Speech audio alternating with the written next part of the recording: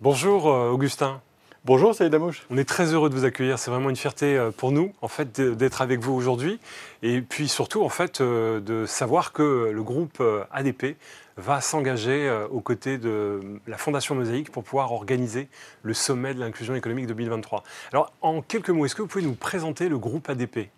Oui, le groupe ADP, c'est un groupe qui est présent dans une centaine de pays dans le monde, qui a pour vocation de faciliter au maximum le passage des clients dans les aéroports. Donc notre mission, c'est d'accueillir les passagers de façon responsable et d'inventer les aéroports de demain en France et dans le monde. Alors, comme je le disais tout à l'heure, ADP est une entreprise engagée qui rejoint le sommet de l'inclusion économique au ministère de l'économie dans quelques semaines. Qu'attendez-vous en fait de ce rendez-vous? Je crois que c'est un rendez-vous pour partager les bonnes pratiques et pour témoigner et manifester notre engagement dans la suite de la charte de la diversité qu'on avait signée en 2013. Toutes les initiatives que les uns et les autres peuvent prendre peuvent nous donner des bonnes idées. Et donc nous allons partager ces bonnes idées. Ok, donc ça rejoint vos valeurs. Oui, l'inclusion, ça fait partie de nos valeurs. Agir pour l'égalité, c'est une de nos 4 valeurs. Et vous savez, un écosystème ne peut bien fonctionner que s'il y a des pouvoirs et des contre-pouvoirs, des checks et des balances, et si chacun se sent respecté. Moi, j'ai un dada qui est que le premier besoin des humains, c'est la dignité. Et donc, au sein d'une entreprise, reconnaître la dignité de chacun est un facteur de progrès et de performance. Alors je sais que le groupe ADP multiplie les initiatives. Est-ce que vous pouvez nous parler d'une initiative emblématique? Alors, je pourrais vous parler d'une initiative de recrutement dans les territoires alentours qui s'appelle AeroWork. Nous avons fédéré la communauté aéroportuaire. Lorsque je suis arrivé dans le métier, entre guillemets, je trouvais que les entreprises étaient beaucoup trop ségrégées entre, d'un côté, les grands groupes, les compagnies aériennes, ADP, puis de l'autre côté, les sous-traitants, les assistants d'escale. Nous avons réuni l'ensemble de ces entreprises pour proposer en direct sur un site internet des emplois en garantissant aux personnes qui viennent sur ces sites une réponse en 72 heures.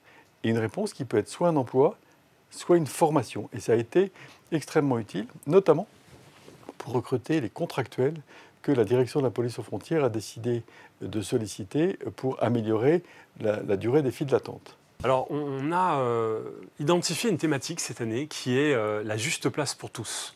Est-ce que vous avez le sentiment en fait que c'est une utopie pour notre société ou c'est une réalité? Ni l'un ni l'autre. Je pense que ce n'est pas une utopie. Et ce n'est pas encore une réalité. Je pense que c'est une nécessité. Une nécessité qui est contenue dans le premier mot de votre phrase, juste. Dès lors que le sentiment de justice n'existe pas dans une organisation, à ce moment-là, les tensions naissent qui conduisent potentiellement à des guerres. Donc la justice est quelque chose de considérable et parmi les ingrédients de la justice, il y a ce que je vous disais tout à l'heure, que chacun voit sa dignité reconnue et voit son potentiel reconnu. Et c'est pour ça que moi j'attache beaucoup de prix à la formation professionnelle et qu'au sein des aéroports, je préfère recruter des caractères que des diplômes.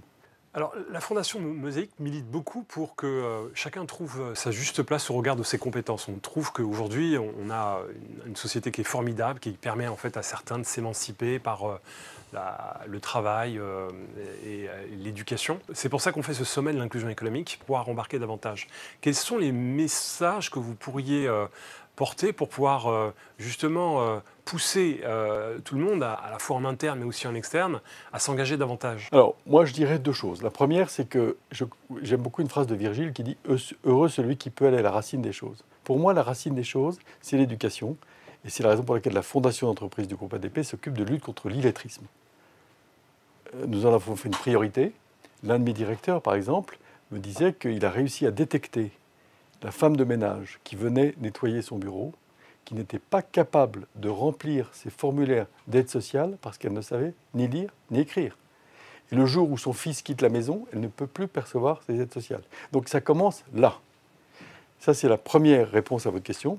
Et la deuxième réponse, c'est formation permanente, formation permanente, formation permanente. Ça doit être un leitmotiv. La formation permanente, ça ne doit pas exister que pour les cadres supérieurs qui vont se faire offrir un 3e cycle par entreprise. Ça doit exister pour tous les métiers. Tous les métiers peuvent à tout moment se voir proposer des perfectionnements. Super, bah, écoutez, Un grand merci pour ces beaux messages. Et puis, on vous donne rendez-vous le 28 novembre prochain. Avec plaisir. Merci.